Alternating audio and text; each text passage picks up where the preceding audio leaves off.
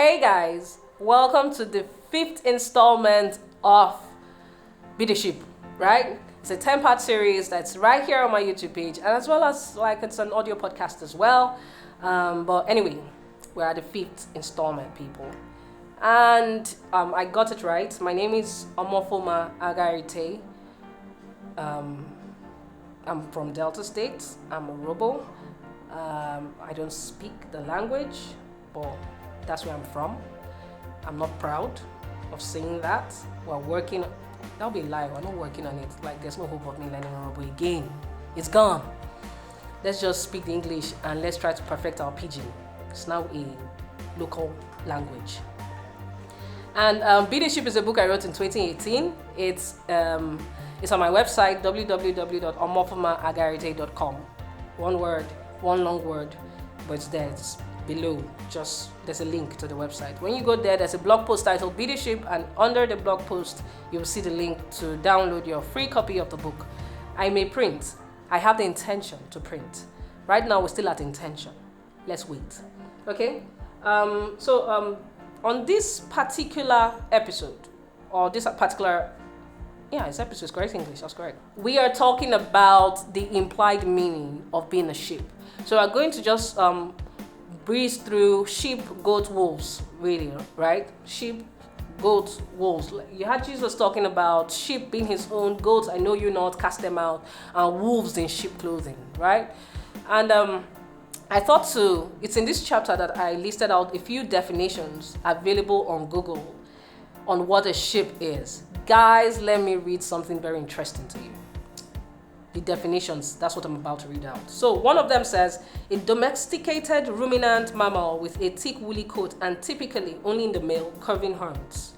It is kept in flocks for its wool or meat and is proverbial for its tendency to follow others in the flock. Meaning it follows. Follow, right? Another definition is sheep is used with reference to people who are too easily influenced or led. The third definition is the definition of a sheep is a woolly mammal with horns, or a slang term for a person who follows the crowd, is meek and is easily led. Yes, that's what Jesus said you were, sheep. Let it sink in.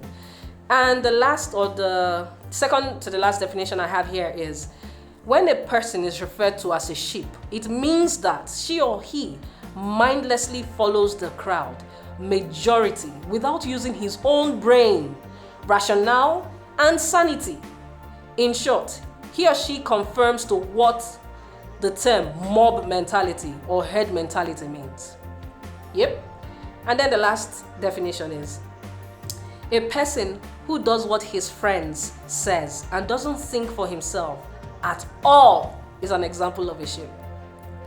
And Jesus, the all-knowing, omnipotent, omniscient God, knowing the definition of sheep, said, Peter, feed my sheep.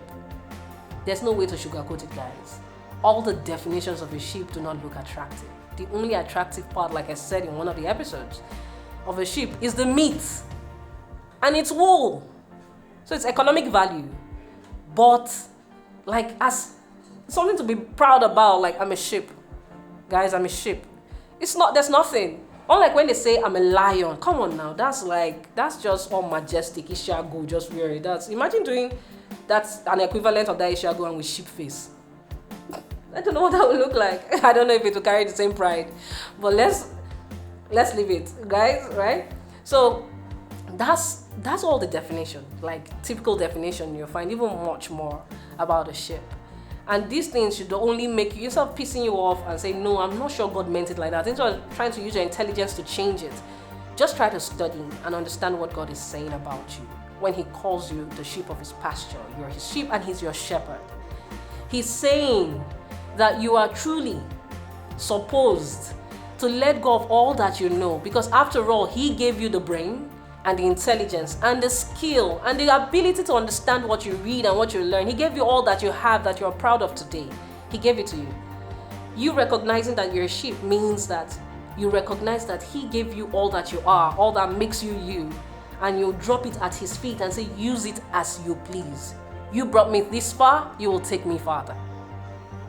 That's what he expects of us. A goat, on the other hand, is usually called a stubborn goat.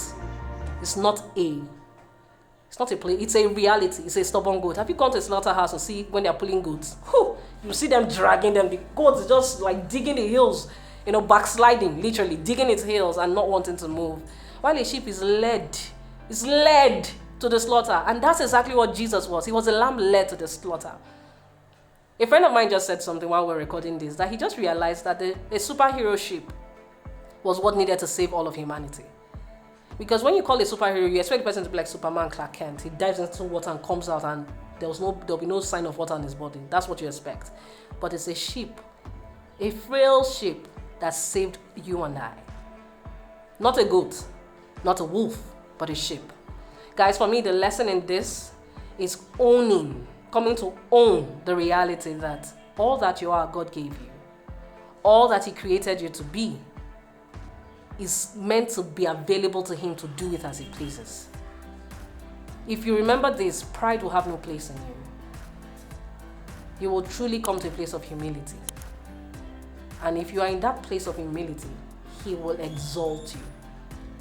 Because He is your glory. And He is the one who lifts your head. So guys, that's it. Till next time.